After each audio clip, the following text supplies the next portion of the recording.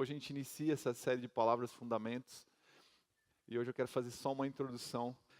Quando eu pensei nesse tema, esse tema nasceu no meu coração fruto de duas visões que Deus trouxe para mim. Tive duas experiências com Deus muito fortes no começo desse ano, logo após do período que a gente estava ali pregando sobre o reino de Deus, né, vem o teu reino. Eu tive alguns momentos com Deus e Deus mostrou duas visões. Por quê? Por que Ele me mostrou essas visões? Eu estava vivendo um tempo de alguns questionamentos com Deus. De olhar para Deus, fazer algumas perguntas sobre a minha vida pessoal, familiar, sobre o meu ministério. Eu comecei a questionar Deus, conversar com Deus. Eu confesso para vocês, eu sei que ninguém tem esses sentimentos que eu vou falar aqui, eu acho que ninguém que sente isso, ninguém pergunta isso para Deus, porque eu acho que vocês são mais fortes que eu, talvez. Mas eu comecei a perguntar para Deus, parece que algumas coisas não estão acontecendo. Parece que eu não vejo o crescimento, parece que eu não vejo em algumas áreas pessoais minhas, até ministeriais. Eu comecei a questionar Deus, estou abrindo meu coração com vocês aqui. Parece que eu estou retrocedendo em algumas coisas, parece que a coisa não está avançando, parece que eu estou errando em alguma coisa. Eu comecei a abrir meu coração com Deus, rasgar meu coração com Deus, ali na sala de oração, nos momentos que eu tinha sozinho, falando de sentimentos do meu coração, porque esses sentimentos crescem no nosso coração, esses sentimentos passam no meu coração. Eu acho que no coração de vocês não, acho que ninguém nunca perguntou isso para Deus, né? Por que as coisas não acontecem? Por que parece que as coisas estão retrocedendo na minha vida? Por que parece que algumas coisas estão recuando ao invés de avançar? E eu confesso para vocês que eu fiquei um pouco desanimado. Alguns dias ali falando com Deus, olhando para o natural e falando, Deus, e aí? Aí Deus me mostrou duas visões, sabe? Que foram dois momentos muito fortes na minha vida, assim, e como um grito de Deus para mim. Mas eu percebia que aquilo que Deus estava me mostrando, e eu quero falar para você que o que eu prego aqui são de experiências pessoais comigo. Eu não fico pensando e lendo cartilinha de livro, Ministério Jovem, o que eu vou pregar para os jovens? Lá.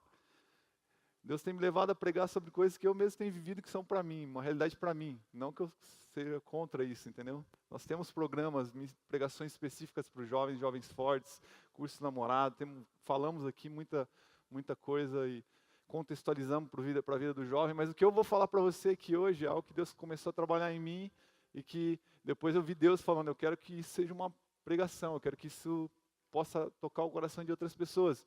Eu creio que nós vamos ter aí umas 6 pregações, quem sabe desse tema, que Deus tem trazido no meu coração. Mas Deus mostrou duas visões. A primeira, eu vi um homem cavando, sabe? Um homem cavando, fazendo um buraco fundo no meio de uma terra mesmo. E eu vi ele cavando, ele gastando energia. E eu via muitas pessoas passando do lado daquele homem, do lado daquele buraco que ele estava cavando, e algumas nem estavam nem aí, não estavam nem enxergando ele. Sabe quando o cara está lá no buraco lá e você passa, você não consegue ver, você vê um buraco, mas você não sabe que tem um cara lá dentro. E tinha muita sujeira, o trabalho era pesado, e não tinha nada agradável no que ele estava fazendo. Não tem nada agradável em cavar um buraco, em fazer uma vala. E aí Deus começou a falar ao meu coração, para que um fundamento seja, para que surja um fundamento, para que um fundamento seja construído, é necessário cavar valas. Sim ou não, gente? Ou esse salão aqui está construído em cima da terra? Olha aqui, olha do lado direito seu, do lado esquerdo. Onde estão os fundamentos desse salão, gente? Alguns a gente consegue ver, outros estão aqui debaixo de nós. Existe um fundamento. Deus começou a falar, nesse buraco que esse cara está cavando, eu estou dando início a uma coisa grande. Uma coisa sustentável e que não pode ser destruída, né? Porque tem fundação, tem fundamento. Cavar tem a ver, gente, significa muitas vezes estar num lugar onde não se é reconhecido. Cavar, fazer buraco, muitas vezes significa estar escondido, estar longe dos holofotes, mas cavar, criar fundamento, tem a ver com um propósito. Desempenhar uma tarefa longe de holofotes, mas que tem um propósito. Cavar significa desempenhar uma tarefa que muitas vezes longe de holofotes, mas que tem um propósito. A construção de fundamento tem a ver com uma construção de destino. A palavra destino significa futuro. Quando você está cavando uma vala para fazer ali um fundamento, você está construindo um futuro que nasce a partir daquele trabalho, que é sujo, que é desagradável, que exige um esforço muito grande, mas o fundamento sustenta o destino. O fundamento sustenta o propósito, aquilo que vai surgir, o fundamento sustenta o futuro. Um bom fundamento diz se a construção, se o que for levantado sobre ele vai permanecer ou vai ser destruído. Então Deus me mostrou esse cara cavando num lugar sujo, num lugar longe, como se ele tivesse escondido naquele lugar. Mas o que ele estava produzindo iria sustentar o propósito e o destino dele. Deus começou a falar isso ao meu coração. Eu estou te levando por um tempo de cavar, de fazer valas que são necessárias para que você sustente o futuro e aquilo que eu tenho para você. Sem fundamento, não há futuro sólido, sem um firme fundamento, sem você fazer buracos fundos para produzir fundamentos realmente fortes, não há destino sustentável. E a segunda visão que Deus mostrou para mim, foi muito interessante também. Ele mostrou um homem na praia, assim. E eu gosto muito de praia. Quem me conhece sabe que eu gosto de praia. Na realidade, quando eu fui para Porto de Galinhas, já falei aqui para vocês, eu senti que eu deveria começar uma igreja lá. E eu acho ainda que é um lugar, uma terra fértil fazer uma igreja, cara. Porto de Galinhas. Eu amo praia. Eu tenho muita vontade de ir para a praia. Eu tenho vontade de morar na praia. Eu tenho vontade de entrar na minha igreja, pregar de bermuda, chinelo e camiseta. Camisa de botão, né, para ser mais chique. Mas nessa praia, eu vi um cara numa praia, mas essa praia não tinha onda. Ele estava na areia, e num lugar bonito e tal, mas o mar estava recuado, o mar começou a recuar. Ele estava na areia, sabe quando você entra, quando você quer entrar na praia para você dar um jacaré, para você pular as ondas, para você curtir? Eu curto fazer isso. Eu curto dar um jacaré sem prancha mesmo, não sei surfar. Mas eu curto entrar no mar para levar caldo, tá ligado? Eu acho da hora. E aí eu vi esse homem no mar, mas eu vi ele sem propósito lá, porque o mar estava recuando. Ao invés da onda vinha, o mar recuava, o mar ia para trás. E eu fiquei triste novamente. Eu falei, mas por que o Senhor quer falar comigo, Deus? E aí Deus falou muito forte no meu coração, para que a onda surja, o mar precisa recuar. Porque daí o recuo do mar vai produzir um fundamento para que essa onda, eu sei que o que forma a onda é o vento, mas o que Deus estava falando no meu coração era sobre um tsunami. Se você for estudar sobre o tsunami, como ele se forma, como num tsunami, eu fui pegar algo bem rápido e falo assim, tipicamente cerca de 10 minutos antes de um tsunami, o mar recua da costa, expondo partes do leito marinho. Se a inclinação for rasa, este recuo pode exceder 800 metros. Então, 10 minutos antes de um tsunami, o mar recua. E a onda se forma, e diz que tem ondas de 30 metros de altura.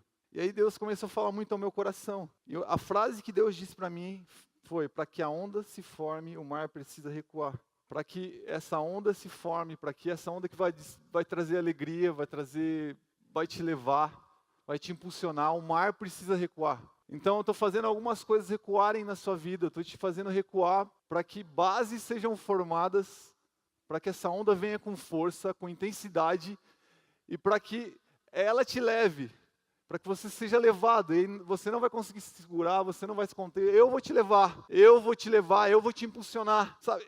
E aí Deus começou a falar muito ao meu coração sobre essas duas coisas. E sabe, tem momentos que a gente olha para o lado e a gente não tem motivo nenhum para celebrar e para ficar animado. A gente olha e fala, parece que nada está acontecendo, parece que as coisas estão numa rotina cansativa e parece uma mesmice. Mas o que eu quero falar para vocês é que tem momentos que Deus nos prepara, porque logo ali, há 10 minutos, tem um tsunami se formando. Mas uma base precisa ser feita para que isso aconteça. Não vem do nada. Eu gosto muito da frase de um pastor que eu tenho ouvido esses dias e que ele falou que leva muito tempo para acontecer algo de repente. Para acontecer o de repente. leva muito tempo para acontecer o de repente de Deus. Eu estava lá em Jundiaí, 2 semanas atrás, com o Paulinho. Todo mundo conhece o Paulinho do Drops, né? Paulinho Drops, meu amigo famoso. E eu ouvi uma coisa, ele pregou sobre intimidade lá, ele foi um dos pregadores junto comigo numa conferência de jovens lá. E eu ouvi uma coisa bem legal que ele disse. Ele estava falando sobre intimidade, sobre estar na comunhão com Deus, sobre viver. E ele falou que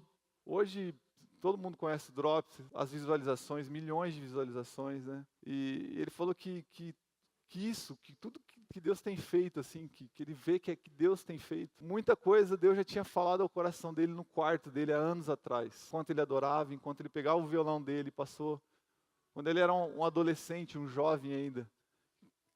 E eu ouvi muitas histórias do pai do Paulinho falando que ele, por muitas horas, ficava no quarto dele com o violão dele, adorando. Varando a noite, a madrugada. E ele falou que em muitos momentos como esse, Deus falou muita coisa para ele. Falou, eu vou te usar, eu vou te levantar. Mas existe uma preparação, um caminho para que isso aconteça. Eu preciso criar um fundamento. Você vai ter que cavar, cara. Eclesiastes capítulo 7, versículo 3. Você está com a tua Bíblia aí, você pode abrir. Eclesiastes capítulo 7, versículo 3. Antes de ler esse texto, o que eu senti que Deus falava comigo nessas duas visões. Eu estou te preparando para algo maior. Eu estou te levando para um lugar para que você seja preparado. E o que eu quero te falar nessa noite é que Deus quer levar muitos de vocês, quer nos levar, como ministério, como juventude, a um tempo de cavar. Há um tempo onde talvez algumas coisas vão recuar, parece naturalmente que não está nada acontecendo. Mas quando você está na presença de Deus, quando você se coloca diante dEle, quando tudo parece que não está acontecendo, esperar em Deus é caminhar. Parece que tudo do seu lado conspira contra você. Mas olha o que fala esse texto, Eclesiastes 7,3. A tristeza é melhor do que o riso, porque o rosto triste melhora o coração. Salomão escreveu isso aí quando já era experiente. Já tinha passado muita água debaixo da ponte. E ele chegou à conclusão de que a tristeza era melhor do que a risada. Porque na tristeza, Deus o levava para um momento de aconchego com Ele, de reflexão. Quando eu tenho tristeza no Senhor, Ele produz crescimento em mim. Ele produz vida em mim.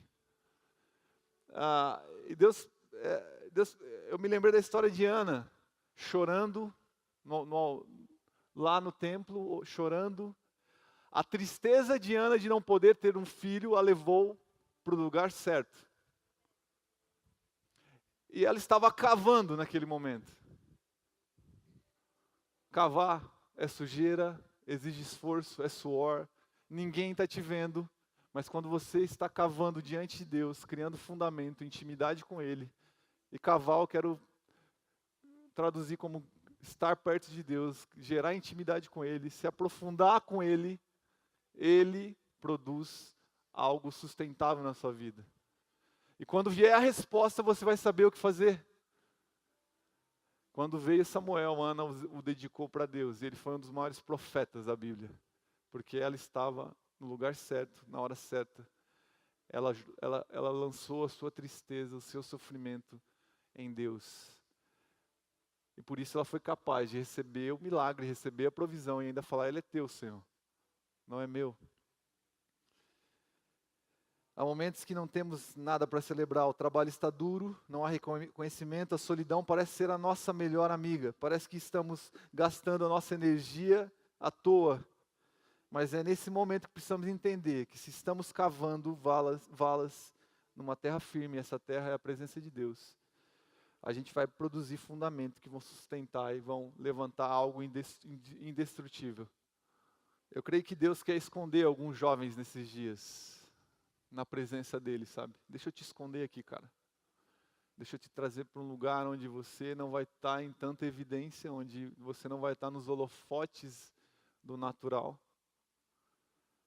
Mas eu vou te preparar para um destino e um futuro firme e consistente, que nada vai poder te destruir. Eu estou falando o que Deus falou comigo. Ele falou, eu estou te escondendo, eu vou te esconder. Para que você não seja destruído facilmente. Para que a glória deste mundo, para que o reconhecimento deste mundo não te destrua, não acabe com você. Para que você não corra o risco de se alegrar rapidamente e se esquecer de quem realmente importa. O que realmente importa. E nessa série, eu quero falar com vocês sobre coisas, sobre alguns fundamentos que nos preparam para a construção e para aquilo que é aparente para os homens. Para alguns princípios que nos preparam para quando vier a grande onda, para que a gente seja levado e possa fazer algo que seja relevante em Deus e não apenas com o olhar do homem. Deus me lembrou de 4 homens. Primeiro, Davi. Desde o momento que ele foi ungido, até ele assumir como rei de Judá, foram 15 anos. Ele passa por um processo, e depois que ele assume Judá, ainda passam-se 7 anos até que ele se torne o rei de todo Israel. São 22 anos até que ele chegue na crista da onda. Agora, eu comecei a pensar, cara, o que Davi fez durante esses 15 anos? O que ele estava fazendo? Onde ele estava? Ele estava cavando. Ele disse, do teu altar, Senhor, eu me aproximo, cantando hinos de louvor. Eu amo, Senhor, o lugar da tua habitação. Eu amo aonde tua glória habita. Mas vale um dia, Senhor, nos teus átrios do que 1000 em qualquer outro lugar. Moisés recebeu o chamado de Deus quando ele tinha 80 anos de idade. Passaram-se 80 anos. Ficou 40 anos lá no Egito.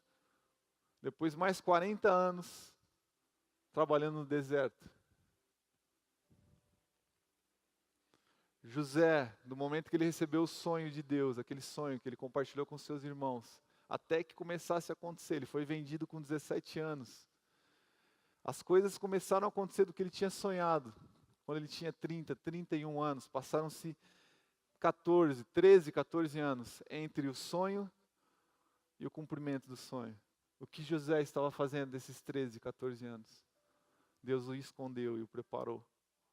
Criou fundamentos, bases profundas, para que quando ele fosse o governador, o segundo homem mais importante de todo o Egito, ele soubesse que quem era realmente o rei. Quem era o rei da glória? O Senhor dos senhores. Jesus começou a exercer o seu ministério com 30 anos, cara. O que Jesus fez nesses 30 anos que se passaram? Ele era o Filho de Deus, 100% homem, 100% Deus. Ele estava criando fundamento, bases. Diga assim comigo, o fundamento, fala forte, o fundamento nos permite resistir às pressões externas. E quando a gente fala de fundamento na presença de Deus, a gente fala de fundamento que duram por uma eternidade, que fazem com que a gente persista e permaneça até uma eternidade. Salmos 89:14 fala assim, ó: a retidão e a justiça são os alicerces, ou melhor, o fundamento do teu trono. A retidão e a justiça são os alicerces, ou a retidão e a justiça são fundamento, em outras versões falam, do teu trono. E aí se você vai em Provérbios 10:25, fala, passada a tempestade, o ímpio já não existe, mas o justo, e justiça é o fundamento de Deus, é o fundamento do trono de Deus. O justo permanece para sempre. Passada a tempestade, o ímpio já não existe mais, mas o justo, aquele que tem o fundamento do trono de Deus, do reino de Deus, permanece para sempre.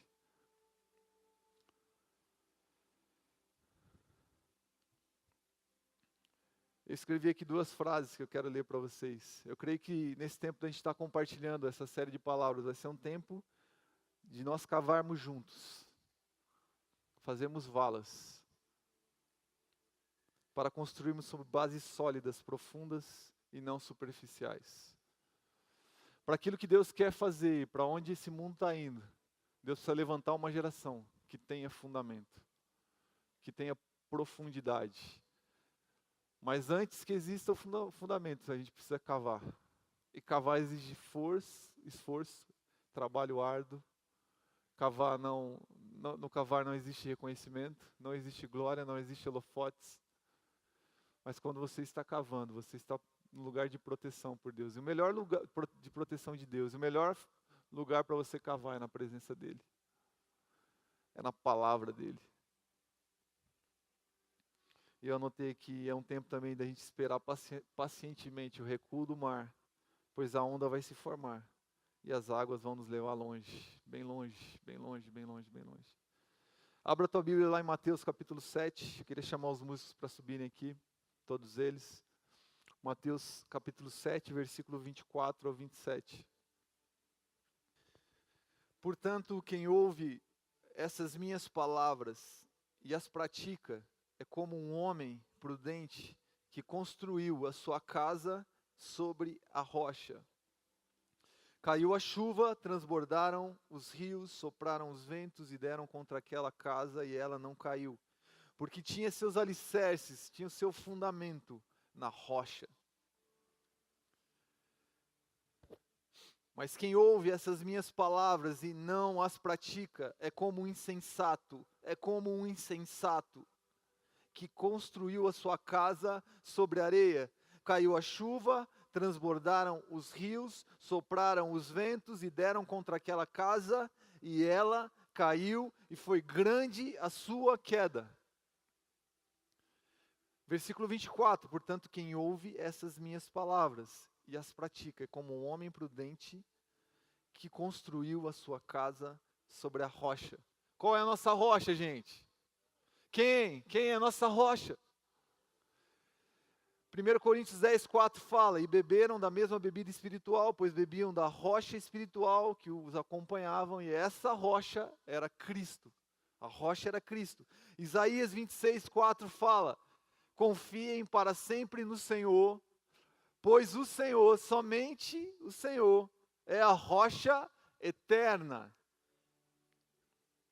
Efésios, eu quero que você abra em Efésios, capítulo 2, versículo 19 a 22.